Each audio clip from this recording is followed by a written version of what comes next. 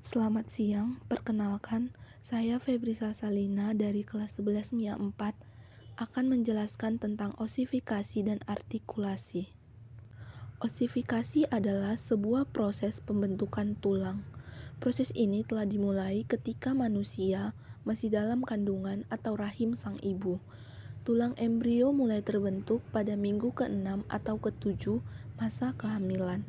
Pada saat tersebut, tulang manusia masih berupa tulang rawan hialin dan membran fibrosa.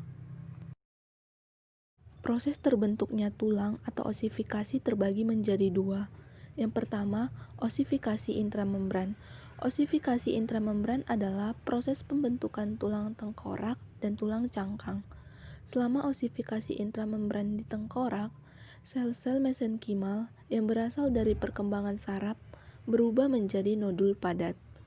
Proses ini diawali dengan sel punca mesenkimal atau sel yang dapat berdiferensiasi yang berkumpul dan membentuk osteoblas.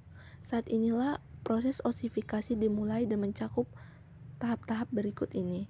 Yang pertama, osteoblas menghasilkan osteoid atau tulang yang belum termineralisasi atau matriks. 2. Sel punca mesenkimal terus berdiferensiasi. 3. Osteoblas bermigrasi ke membran dan menyimpan matriks tulang di sekitar mereka. 4.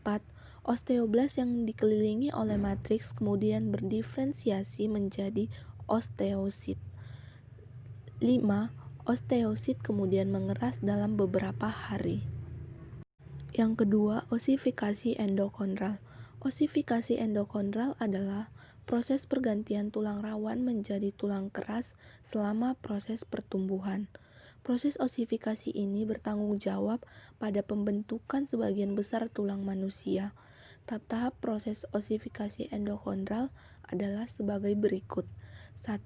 Osteoblas aktif membelah dan muncul di bagian tengah. Yang kedua, osteoblas selanjutnya berubah menjadi osteosit dan tertanam dengan kuat di matriks tulang. Perbedaan osifikasi intramembran dan osifikasi endokondral. Berdasarkan jenis asal, osifikasi intramembran berasal dari sel-sel mesenkim, sedangkan osifikasi endokondral berasal dari sel tulang rawan atau kondrosit. Berdasarkan waktu terjadinya, osifikasi intramembran terjadi satu kali atau osifikasi primer pada minggu ke-8 embrio, sedangkan osifikasi endokondral terjadi 2 kali atau osifikasi primer dari embrio sampai kelahiran dan saat umur 25 tahun. Berdasarkan tempat terjadinya, osifikasi intramembran terjadi di tulang pipi, sedangkan osifikasi endokondral terjadi di tulang pipa dan tulang pendek. Hubungan antar tulang atau artikulasi.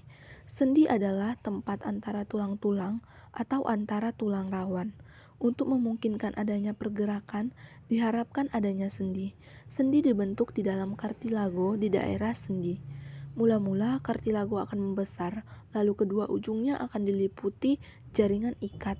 Kemudian, kedua ujung kartilago membangun sel-sel tulang. Keduanya diselaputi sang selaput sendi atau membran sinovial yang liat dan membentuk minyak pelumas tulang yang dinamakan sinovial. Tulang-tulang disatukan dengan jaringan ikat yang lentur dengan adanya sendi, sehingga terbentuklah rangka dan gerakan-gerakan tulang.